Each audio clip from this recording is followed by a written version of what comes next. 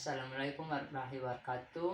Selamat pagi. Perkenalkan, nama saya Perawat Irwan. Saya dari Universitas Tribana Tunggadewi, program studi ilmu keperawatan. Nah, di sini saya akan membuat video tentang trauma healing pada anak. Sebelumnya, di sini trauma healing adalah perasaan tidak nyaman yang ditimbulkan akibat peristiwa luar biasa yang biasa disebut peristiwa traumatik yang seringkali mengancam keselamatan jiwa seperti bencana atau kecelakaan. Nah, contoh-contohnya di sini ada suatu bencana yang menimpa kedua orang tuanya yang ia paling dia sayangi. Hal ini mengakibatkan rasa aman yang dimilikinya dan merasa tidak berdaya. Entah apa yang menimpanya. Hal tersebut merupakan respon yang wajar sebagai upaya untuk melindungi diri dari ancaman. Namun, dalam beberapa kasus ada juga yang menyebabkan trauma fisik seperti yang menimpa diri kita. Selain ia kehilangan ibunya, ia juga kehilangan saudaranya yang menyebabkan ia tidak akan kembali pada kondisi normal. Meskipun ancaman sudah berlalu, hal ini menyebabkan seseorang seperti berada dalam kondisi siaga yang terus-menerus. Hal ini mengakibatkan timbulnya stres atau penderitaan yang berkepanjangan bagi korbannya. Kita sebagai tenaga medis, kita dapat melakukan trauma healing. Nah, trauma healing merupakan proses pemberian bantuan berupa penyembuhan untuk mengatasi psikologis seperti kecemasan, panik, atau gangguan psikologis lainnya. Hal ini disebabkan lemahnya fungsi-fungsi mental para korban bencana alam.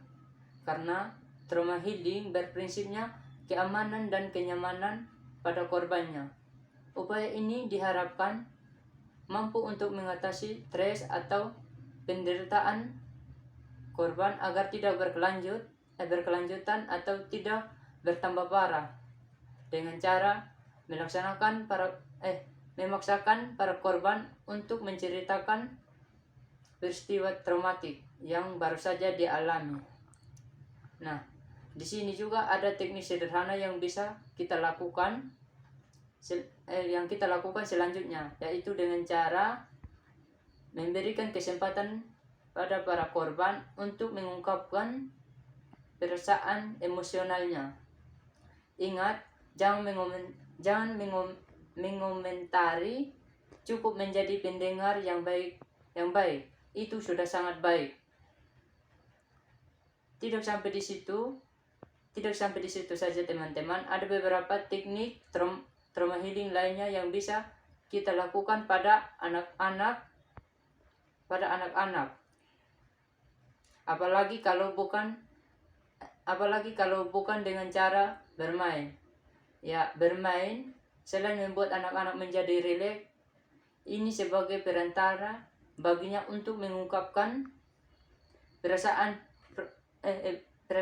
emosionalnya dengan cara menggambar, menulis, menari, menyanyi, bercerita, melakukan kegiatan seni, berolahraga, dan menghirup oksigen atau menggunakan metode hak asasinya.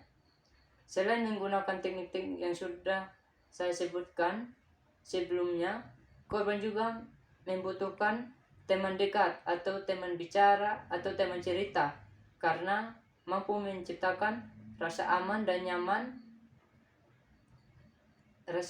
nyamannya kembali, karena peristiwa tidak mengenakan tersebut tidak mudah dilupakan begitu saja.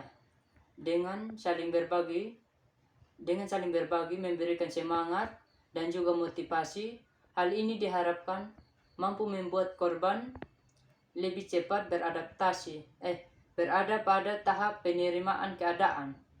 Pada tahap penerimaan keadaan ini, korban akan benar-benar merasa melapang dada dan menganggap bahwa peristiwa yang baru saja dialami merupakan hal yang positif. Dengan begitu, gejala trauma akan mulai luntur dan lama-kelamaan mulai hilang.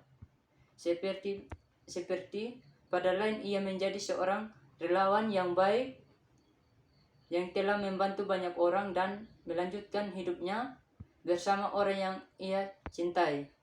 Walaupun ia tahu masalah ini tidak akan berhenti sampai di situ juga pada diri kita. Hingga akhirnya ia kembali belajar dan menghafal bacaan sholat walaupun dengan sosok ayahnya. Nah, teman-teman sudah pada tahu kan apa arti dari trauma itu dan teknik apa saja yang harus diperhatikan ketika kita melakukan trauma healing. Mungkin itu saja penyampaian tentang trauma healing dari saya. Wassalamualaikum warahmatullahi wabarakatuh. Semoga bermanfaat. Sekian.